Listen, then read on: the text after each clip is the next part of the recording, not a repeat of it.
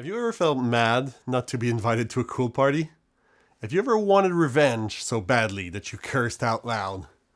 Did that resentment ever grew so bad that you turned into a dragon? If so, you might not only like this deck, you might be its protagonist, and need some anger management classes. In either case, get ready for some cursing and questing, like only the Mistress of Evil can do, at a price that will make your opponents get jealous. That's right, for around $17 we're showing you a deck that you can build, master, upgrade, and even bring to your local league to have fun with and compete in matches. Hello Inkspill Glimmers, I'm your host Nick, and welcome back to Inkling Adventures, the series where we help new players take their first journey into the world of Lorcana. Today, we're exploring the world of deck building with a starter budget version of Amethyst, Sapphire, Maleficent. You ready? Let's take a dive.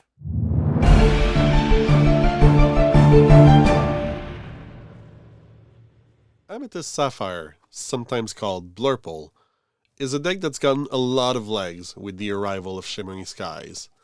Sadly, most of those legs rely on cards that are way too expensive for the budget of these decks. So instead of trying to reproduce the actual more meta-aiming deck that is currently being shaped, we decided to go with a more wicked twist. This deck is all about Maleficent. The purple Maleficents doing some crowd control, drawing cards, and the Sapphire Maleficents just questing for a lot. We rely on her high questing power and her shift ability to just basically take over the game by herself and be the queen of evil. This deck might not seem like much on the outset, but don't get fooled. It can definitely take over and play some sneaky tricks. It has a lot of high questers, draws a lot of cards, and is very low on uninkable, making it really reliable. Even though it doesn't have any direct removal and is not the best challenger, it's more of an aggro setup that has a linear game plan and is really good for new players. With the game plan being linear, it's important to explain it well. We start out with either Pascal, Rapunzel's companion, or Basil, Practice Detective. Both 1-drops are going to quest for 1, don't have a lot of willpower, only 1 each, but they each bring their little twist to the table. Pascal becomes evasive as soon as there's a second character on board, and Basil has support, which means that whenever he quests, he gives his power to someone else. This can be useful if ever there is a threat that you don't have a choice in removing, although that's not what the deck tries to do most of the time. In the 2 slot, we have Maleficent, Vengeful Sorceress, who is a 2/2 for 2 that quests for 2. Hey, a lot of 2s. She is really good at applying early pressure, even though she might get removed really fast. This deck really aims to just go fast, but not at any cost. If you see that she's only going to quest once, that might not be the right time, or it might be, depending what you're trying to do. Similarly to the first Basil, we also have a second Basil, Basil of Baker Street, on 2-drops. That is also a support character that has 2 strength, but this one has 2 willpower. The reason they're here, really, is for Basil, the Great Mouse Detective, who shifts for 5 and quests for 3. But more importantly, whenever you use shift to play this character, you may draw 2 cards when he comes into play. So he's card draw on the body that can quest for 3 the turn he comes in. So it's really all about that questing aggressiveness. Because there might be evasive characters that try to outrace you, this is a fast deck. We have Cruella de Vil, Fashionable Cruiser. During your turn, she gets evasive, so she can get a pesky evasive out of the way and allow you to keep questing aggressively.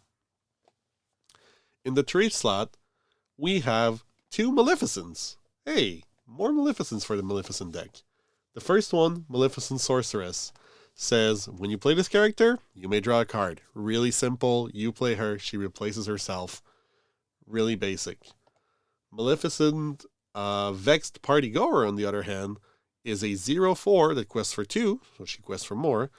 And when she quests, you may choose and discard a card to written chosen character, item, or location with cost 3 or less to their player's hand. In the race, this might mean removing something that your opponent was planning to use to remove one of your cards and be able to get that edge again. In the 4-drops, we have Grammatala, Keeper of Ancient Stories. When you play her, you look at the top 2 cards of your deck, you may put one in your hand, and the rest on the bottom of your deck in any order. If you've played with Develop Your Brain, this is the exact same effect. She's good for refilling that hand, keeping it going, but she's also a 3/3, which is one of the highest strength characters we have in this deck. So she's also removal-ish. Contrarily to Maleficent's Sinister Visitor, who's the Sapphire 4-drop, and he is a 3/4 that quests for 2. She's there to, once again, apply pressure, quest aggressively, get to 20 fast. Maleficent, Mistress of All Evil, is a 5-drop Maleficent that whenever she quests, you may draw a card. Hey, card draw, that's always good. But more importantly than that, during your turn, whenever you draw a card, you may move 1 damage counter from chosen character to chosen opposing character.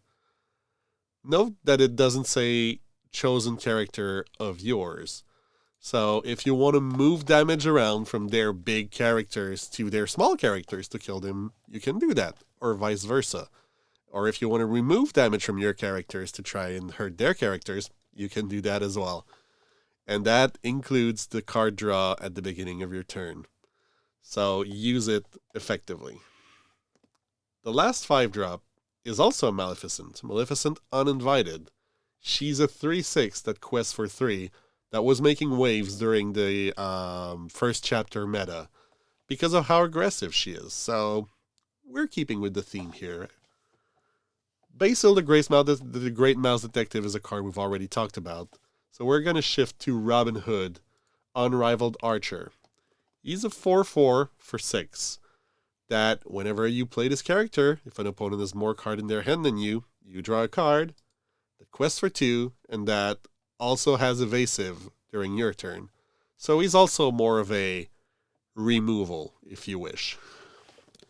And finally, because this is a Maleficent deck, we had to top it off with another Maleficent, Formidable Queen. You can shift her for 6 or play her for 8. And when you play her, for each of your character named Maleficent in play, return a chosen opposing character, item, or location with cost 3 or less to their player's hand. She counts herself. So, if you happen to have a Maleficent Vexed Partygoer, a Maleficent Mistress of All Evil, and you play a Formidable Queen, that's 3 Maleficents. So that's 3 things you bounce back to your opponent's hand, giving you a lot of tempo. To support all of that, and partly the Mistress of All Evil more than most, we have 4 Friends on the Other Side, a 3-cost song that draws you 2 card.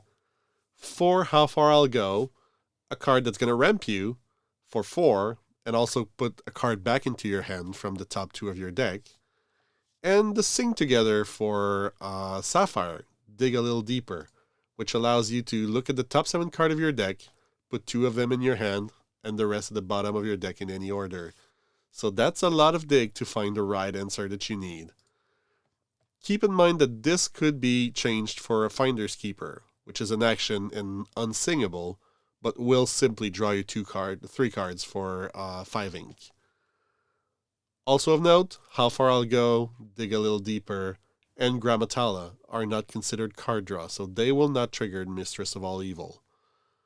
Things like Basil, Robin Hood, Maleficent Sorceress, or Friends on the Other Side, though, will. In order to get to these big characters really fast and keep racing, we have 4 copies of the Great Stone Dragon. This 3-cost item enters play exerted, and during each of your turn, you can exert him to put a character card from your discard into your Inkwell face down and exerted. Since we're an aggressive deck, our characters are going to get removed. Might as well use it to get more cards in your inkwell and play more and more threats that the opponent has to answer. So you've played the deck, you've really liked it, and now you want to upgrade it. Uh, this is not really a deck that has a big upgrade path to a meta deck, or at least not in Amethyst Sapphire. The closest we have right now is the Ember Amethyst aggro deck, and that's going to play along the same line with a lot less card draw and a lot less Maleficence, if we're being honest. But if you want to upgrade this one, well, the most thematic thing to do is to get copies of Maleficent, Biding Her Time, who's a 1-drop character that quests for 2 and is a 1/1. She's around $8 a piece, which is why she was excluded from this list, but is definitely thematic. You'll also want to fill up your 4 copies of Maleficent, Mistress of All Evil. She's only $2.25 a piece for a legendary card, which is a really great rate. And getting that extra card draw and damage moving is really important. You might also want to consider a few copies of Let It Go, which is a $2.70 song for 5 that puts chosen character into their player's inkwell face down and exerted. So that's pure removal at the cost of ramp, which is something Sapphire does. Similarly, for around $9, you can get Hades, Infernal Schemer, which is a 7-cost uninkable 3/6 that quests for 2. That does the exact same thing as Let It Go when it comes into play. Those are the main upgrades for this deck. It's not the biggest, most flashy, most competitive deck, but it's definitely a really fun one, and one that newer players will have a lot of fun using and questing for a lot. So let's jump into the game, see how it develops, and how much you can enjoy it. So, Amethyst Sapphire, or Blurple, is a deck that is still in the competitive setting, trying to find its identity. However, here, we've already found it an identity. It's a Maleficent deck. And really, it's a fun one, and hopefully you'll see in this game what it can do. On turn 1, we're going with Basil, little support character, really just to have something to fill the curve and be able to contest the board if needed. But he's mostly there as a shift target for a later Basil that might draw us cards. Now here on turn 2, Inkling, Grammatala, and play our first Maleficent. She's a quester for 2, and as this deck is going to be fairly aggressive, like you'll hopefully see, we like those questers for 2 or 3 that don't cost much. They might get removed easily, they might not stick around too long. It's okay, we have a Great Stone Dragon for that. But more importantly, they're going to bring us over the finish line fairly fast. And here, Ursula trying to remove a card from our hand. Failing at it, we don't have any non-characters. And Pegasus shifting, so we won't be able to challenge them. Luckily for us, it's not something we want to do with this deck, or at least not too much. Now here we drew the Friends on the other side, and we're able to play it right away before Ursula quested again and removed it. While the opponent is taking a huge lead. As an aggro deck, this is not something you want to see. You don't want your opponent to be ahead. But we have ways to come back from it. And here we're going to see the questing start. So we played another Maleficent. She also quests for 2. We could have bound something if we had had a valid target. But here the opponent is just going to take us under the sea and send us back to the Stone Age. So clearly this is Ember Emerald Songs, which might not be the best matchup. However, here we have Maleficent, Mistress of All Evil. And if we can manage to get some damage counters on our cards, we're going to be able to really start distributing it with all of our card draw. So we'll see how that turns out, although the Muses could send our Maleficent back to our hand fairly fast. Here we see the Golden Harp being banished because they didn't have a song this turn. And we'll see what we can do, really. So, yeah, we're going to sing, friends. Get some cards into our hand. Shift Maleficent. That's not going to be able to return anything, I think. But she would have been able to return two characters, items, or locations if they were better targets with lower cost. But in this case, she's a big body that still prevents our opponent from questing effectively outside of their Pegasus. And here it's a standoff. Our opponent is considering what to do, questing with their Pegasus and with the rest of their board, which should be fairly good for us if we can get some card draw. So here we're going to send Maleficent into Ursula, get those 2 damages on her, draw a card from Maleficent Sorceress, send the damage over to that Pegasus, draw another card from the other Maleficent, and send our second damage over to Pegasus. So we're going to start chipping at him, slowly but surely. Eventually, if we can get 1 more damage, we're going to be able to remove that Pegasus from play completely. But in the meantime, our opponent seems like he's going to, you're welcome, our character, and send our Maleficent Mistress of Evil back to our hand. But here we might be able to do something with it. We'll see. So we're going to play back our Mistress of Evil. And we're going to send our Maleficent into their muses to put some damage on her.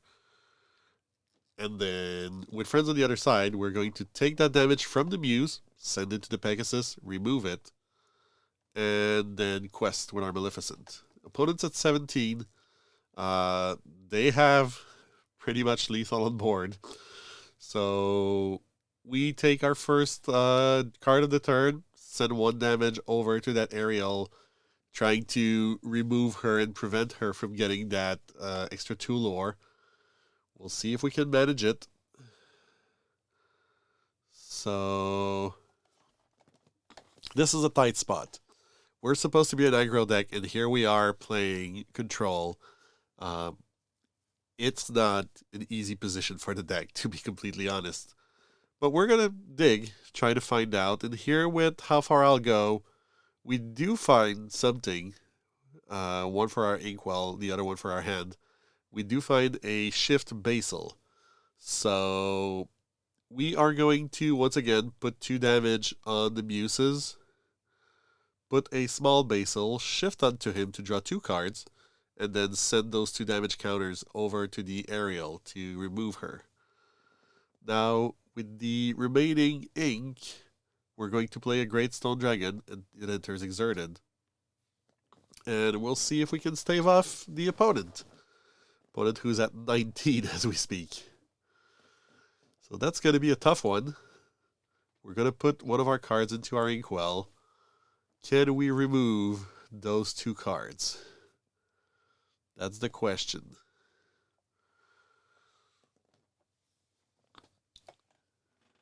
But if we can, we're facing an opponent that's almost empty-handed. Oh, there we go. So here our Maleficent comes into play, returns the Pegasus in hand.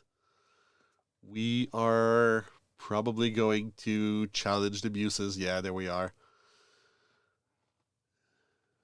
Put some damage on them that we're going to be able to redistribute, and then play a Pascal. So now, starting next turn, whatever they play here, Pegasus being a good example, once we draw our card for the turn, we're going to be able to remove it. And we have counters in the bank for starting next turn. And here we see the big Maleficents coming down with a lot of questing power, more Mistresses of Evil coming down, more Rem from the Great Stone Dragon. And we're climbing up to 11, putting a lethal questing on board, forcing our opponent to find that one last lore, which it seems they cannot do, and we're probably going to just cross the finish line here while flooding the board. So, yeah, that's about it. Sends us to 20.